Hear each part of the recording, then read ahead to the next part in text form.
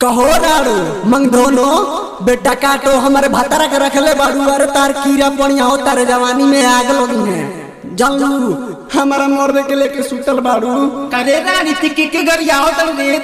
तोर नाम धई तू कहनी हरे रानी करे मंग धोनी हम तोर नाम नहीं है। अरे रानी ते हमरे ना गरियाओ तरे तबे देखो देते हमरे मुंह दे देख देख गरियाओ तरे तो तेही तो हमारे माता के रखले बाड़ू रे। हां लेके सुतत रात भर हमारे मरते के लेके सुत बहुत हर मांगी के बार खींच ले जानलू।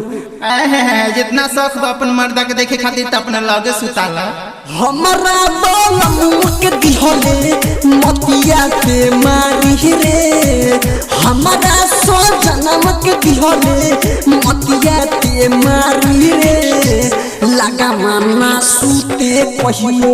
सुते गोड़ा बारी रे लगा माना सुते हमारा सुते बसा बारी रे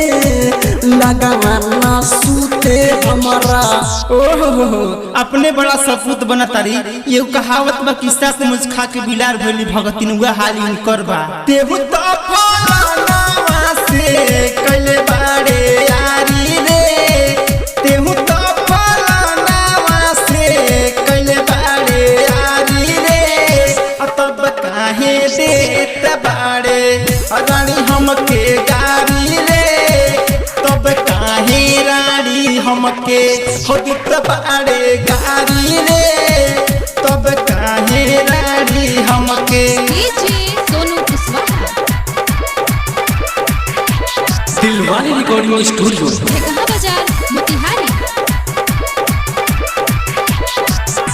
करे करी खैया सात मुस्खा के बिलार भइल भक्तिन हम न जानते तू कितना घाट के पानी पियले बाड़ू कहां कहां ना गेलू रामकोल का तान परताव और इंद्रपुर कहां ना पकड़लू हर के से महेश से सुनील से अनिल से धर्मेंद्र से लवन से के नहीं हमर बैलू हमसे बतिया बुराड़ तू का बतिया बुआ तारे बतिया कहां बाहो तू बतिया तो हमके सुधारी हमके ज्यादा बोलबे ना तब तोर झूठा उखाड़ ले हम छोड़ब कहता है हां रानी तो नहीं ज्यादा बोलबे अर्थ बोल भू अर्थ बताइबो करता के जानू मजन संतोष के साथे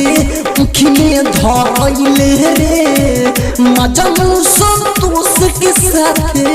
उखी में धरइले रे संदीप यमन के तो चूना लगइले रे अभिषेक ज्ञानेंद्र के तो